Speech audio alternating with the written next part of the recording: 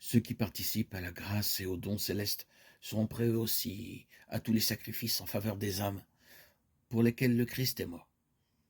Ils feront tout ce qui est en leur pouvoir pour laisser le monde meilleur qu'ils ne l'ont trouvé. Cet esprit est la conséquence inévitable d'une conversion réelle. Dès qu'on a appris à connaître Jésus, on éprouve le besoin impérieux de parler à d'autres de l'ami précieux qu'on a trouvé. La vérité qui sauve et sanctifie ne peut rester enfermée dans le cœur. Si nous sommes revêtus de la justice de Jésus-Christ et remplis de la joie de son esprit, il nous est impossible de garder le silence. Si nous avons goûté que le Seigneur est bon, nous aurons quelque chose à raconter.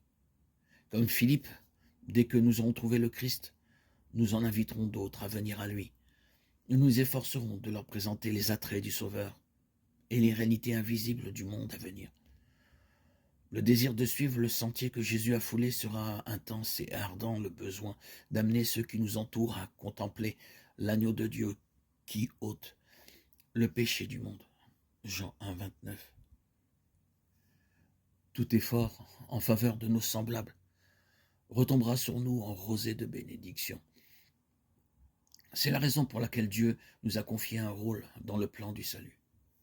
Il a accordé à l'homme le privilège de participer de la nature divine et de communiquer à son tour cette prérogative à ses semblables. C'est là le plus grand honneur, la joie la plus parfaite qu'il soit possible à Dieu de nous accorder. Ceux qui contribuent à cette mission d'amour se rapprochent le plus de leur Créateur. Dieu aurait pu confier à ses anges le message de l'Évangile et toute l'œuvre du ministère d'amour. Il aurait pu se servir d'autres moyens pour accomplir son dessein.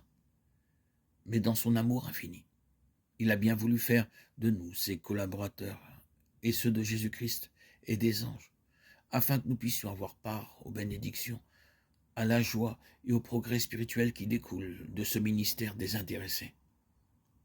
C'est en communion à ses souffrances qu'il nous est donné de comprendre Jésus-Christ.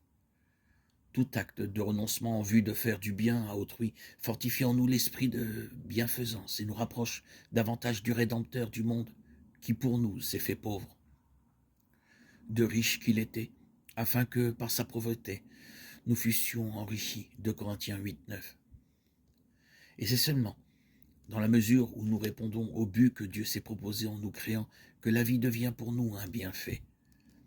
Si vous voulez vous mettre à l'œuvre comme Jésus l'attend de ses disciples, si vous voulez attirer des âmes à lui, vous éprouverez le besoin d'une expérience plus profonde et d'une plus grande connaissance des choses de Dieu.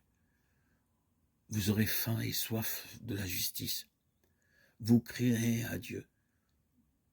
Votre foi sera fortifiée, votre âme pourra boire à l'entrée, à la source du salut. L'opposition et les épreuves que vous aurez à surmonter vous pousseront à la lecture de la Bible et à la prière. Vous croîtrez dans la grâce et la connaissance de Jésus-Christ et vous acquérerez une riche expérience.